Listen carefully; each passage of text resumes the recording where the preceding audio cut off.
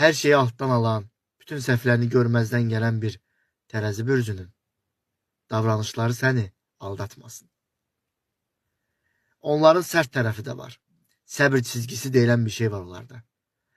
Onu keçdinsə, səni rəzil eləməyi də bilər, məhv etməyi də bilər, silib atmağı da bilər. Amma bağışlamağı bilməz. Bu son çırpınışındır. Ya ağıllı ol, onun yanında qal, ya da ki, ged onun yanından, qoy dəyərini bilənlər yanında olsun. Boş-boş vaxt itkisi eləmə.